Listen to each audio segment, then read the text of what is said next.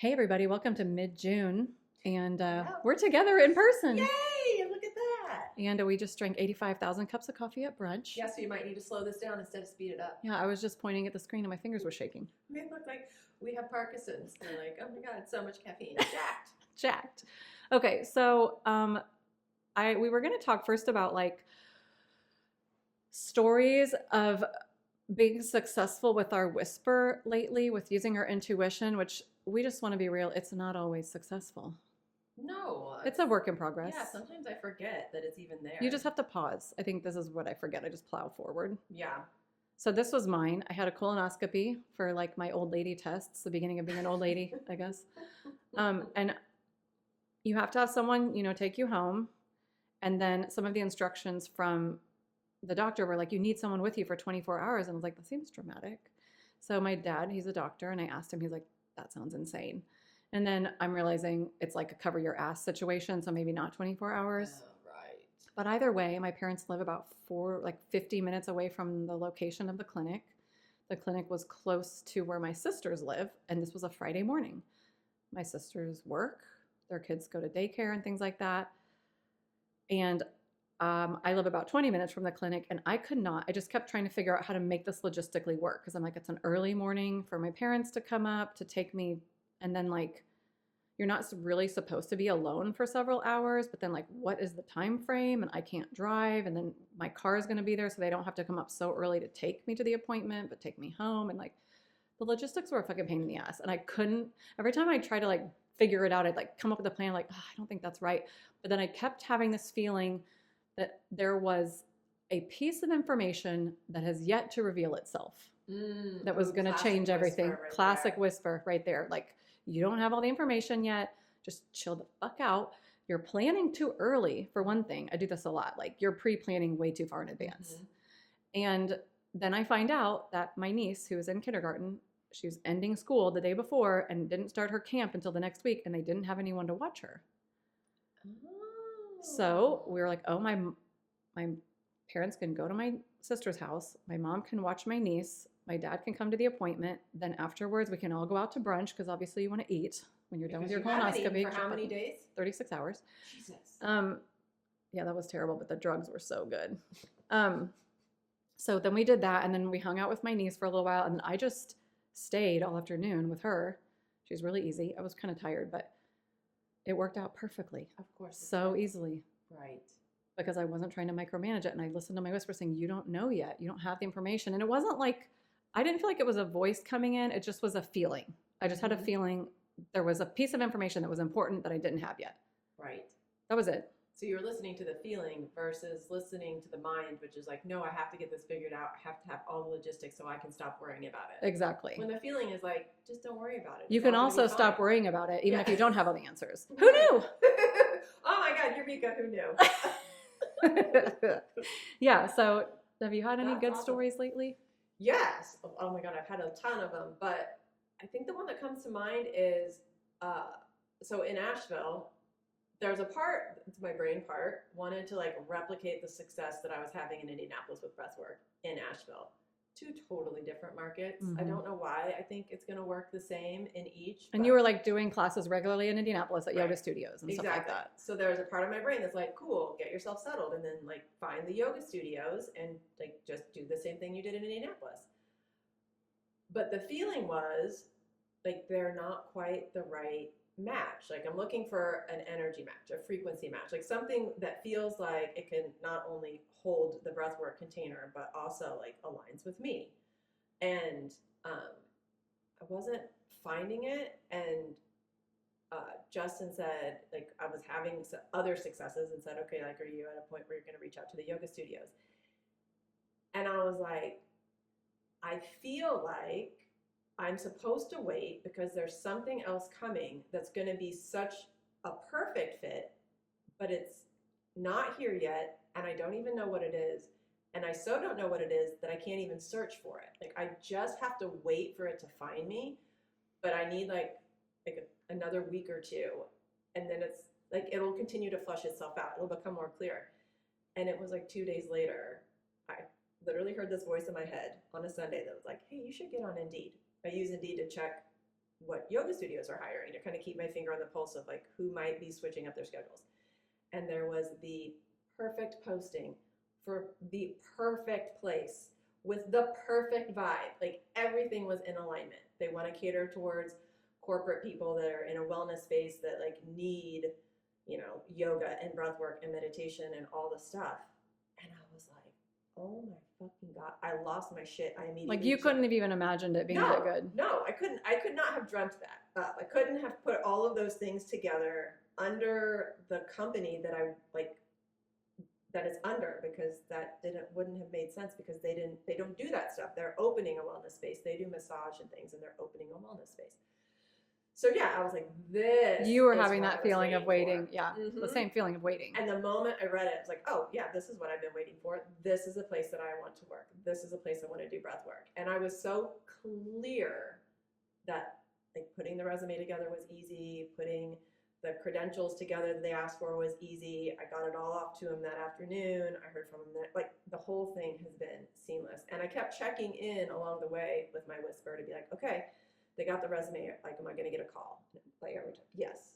Okay, No, I got a call. Am I going to get the interview? Like the interview's going to go well. Yes. Okay, I did the interview well, and now they want demos. Like, are the demos going to go well? Yes. And they asked me to demo a modality that I don't really want to teach. Flow yoga. No offense to flow yoga. I love to take it. I don't want to teach it.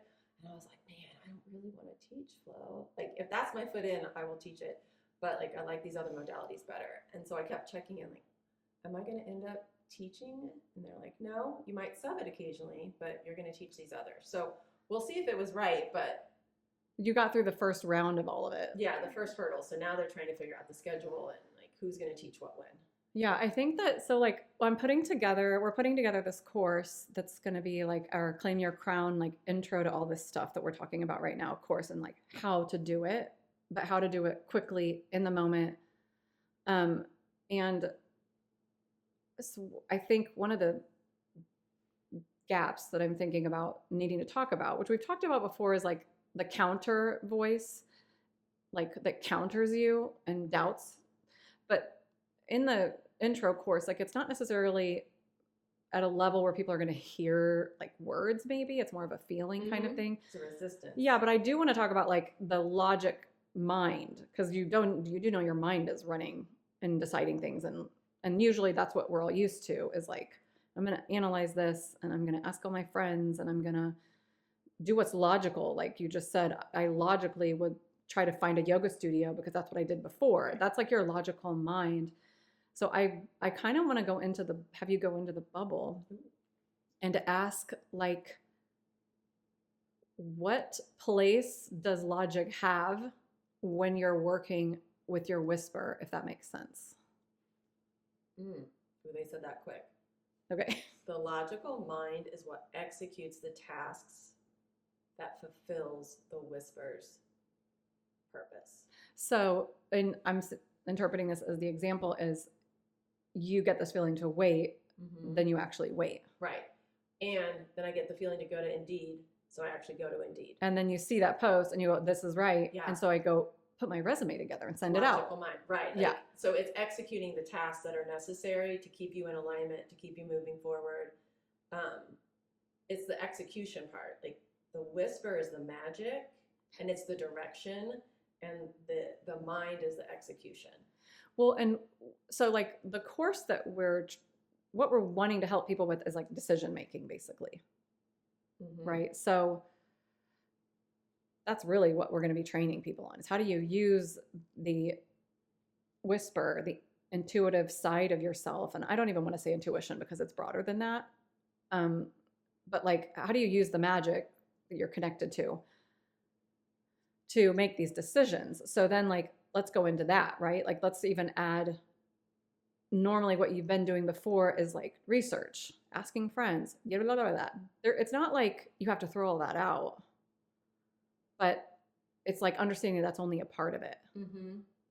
They keep saying over and over again, it's flow state. Like it's flow state. That's where you both are talking about operating from. That's what you're going to be helping people figure out, what does their flow state feel like? Because it's not like the mind isn't still chattering occasionally. Yeah. But the flow state just allows you to redirect it. Like, yeah, I know we could reach out to the yoga studios, totally, and maybe we will when it's time, but it's not time yet.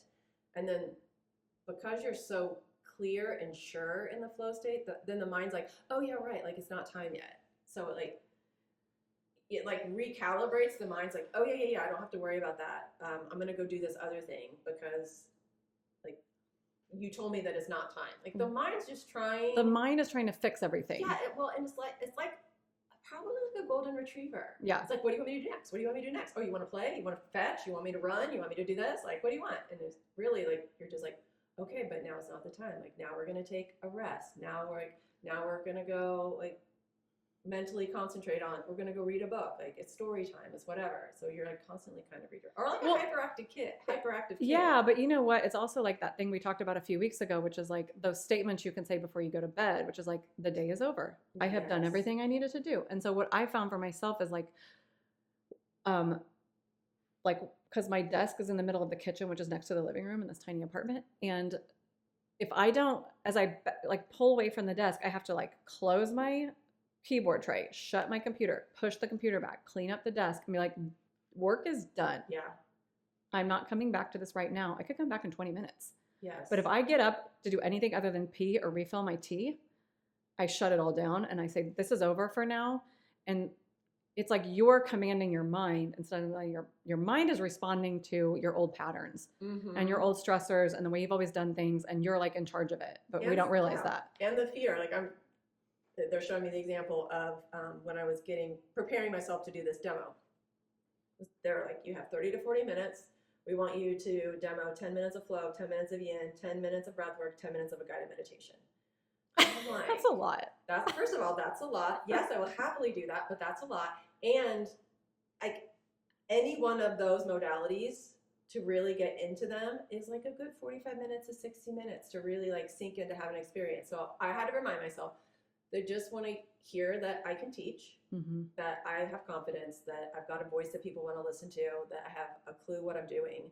So it doesn't have to be more than that. But my mind was like, it needs to be perfect. You need to practice. You need it needs to be choreographed this way. And like it was running a million miles an hour because I was excited. It was excited. It wanted it to be perfect. And then I could hear this other voice, probably the whisper, saying, we've got this. All you really have to do is show up. You know these things. This is who you are. You just need to be yourself. You don't need to overthink it. You don't need to manufacture it or over produce it. Like just stay calm and do your thing. So it was like I could hear this other voice trying to like soothe the mind voice. And it's like the human. Sometimes we call that voice the human. Yeah, the human. So I could hear like the whisper trying to like calm the human down to be like, hey, like you're okay. They want you. Yeah. They want you to come in. Like they want to see what you can do. They're just trying to pick like what are they going to have you do, because you can do lots of things. So like it's calm, settle, relax.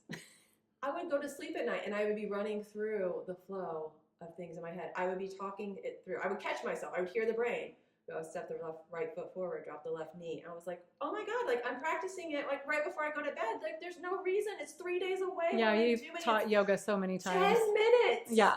We can be in child's pose for 10 minutes for fuck's sake. Yeah. So it's hilarious. It just goes crazy. So this goes to this thing we heard someone say on Instagram, which is your intuition speaks in statements. Your ego / mind / anxiety / human speaks in questions.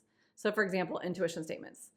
You're not being honest with me. This isn't going to work. This feels really exciting for me. This isn't the right time to make this decision. You don't have all the information. This doesn't feel like the best choice. Examples of ego anxiety are, am I stupid for doing this? Second guessing, loops, thoughts. What do you think? Will they pick me? Am I enough? Should I do more? Yeah. Like what is my... Yeah, what does your human say first? Well, I never thought about this before. Based on my experience, absolutely. And for me, the intuition side, it doesn't even speak in long sentences. They're short, like gentle commands. Quiet. Wait. Yeah. Like pause. Not yet. Or even a feeling. Because they're taking, this is like speaking, right? It doesn't always have to be words. But like a feeling of like, I don't have the information. Yeah. That's what the feeling is. And it's not... it's calm. It's calm, and there's not like a comma and anything else. Wait, comma, because you don't have all the information. It's just wait. Yeah. So you like learn to hear it and be like, oh yeah, I can pause, I can wait. And I don't need to know why I'm waiting. I can just trust that I need to wait. Yeah. Yes. And that's in the flow. Mm-hmm. So now, can I ask the higher selves about the same question? Mm-hmm. How do they feel about this statement that your intuition speaks in statements and your ego, anxiety, mind, human speak in questions? Mm. They're giving snaps. They're like, do you remember the last time that we asked you a question in the bubble? No. Well, just now. Gotcha, guys. They're like, but not a doubt question. No, right. They're like, even when you ask the question and it's not the right question, we tell you to like rephrase the question. That's not the question that you really want to ask. Or we'll ask you to like clarify it. To think. But it's not anything doubtful. Mm-hmm. There's no anxiety behind it. There's no ego. Like, it's always super grounded. Super quiet. They're like, yeah, like we, they're like humans go from like down to up, like you're down, like excitement levels, like there's huge fluctuations. And they're like, our excitement level goes from like here to here. It's so true. Here there's zero to here. Emotion. Right, because they're like, we're always in the space of neutrality, which always feels joyous. They're like, for us, there's really nothing better than the feeling of neutrality. It feels amazing. You're neutral. Anything can happen and it's perfect. Mm-hmm. There's never a downside. There's never woulda, shoulda, coulda. They're like, everything is exactly right on time in the moment. So when we get excited, like there's not that much further to go because we're kind of always excited. Right. Oh. But it's not even excited. Like, no, it's not. I don't think they're saying that, but I'm like, it's not how humans feel excited. Mm-mm. No, it's like, what would it be? What would it be like? I'm like asking, I'm trying to think of it as a human. It's like,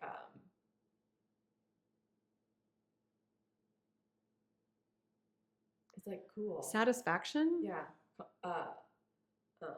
What's the C word? Not contemplation. It's contentment. Contentment. Yeah, totally. What's the C word? What's the other C word? Not that C word. Okay. Do you have anything else to add? No, that's a lot right there. Yeah, I think we did that well. Yeah. Yeah, we can say goodbye. Yeah, bye. Yeah, these are shorties, so we're gonna move on. See you next time. That's the C word. Oh my God. Oh no. Okay. That's funny. That wraps this episode of One Card Shy. Did you love it? Leave us a review, share it with your friends, and sign up for our monthly crown straightener. Bonus, you'll get our free Claim Your Crown guide when you subscribe. And be sure to find us on Instagram and check out our website. Both are rainworld.co. All the links are below. See you next time, Queens.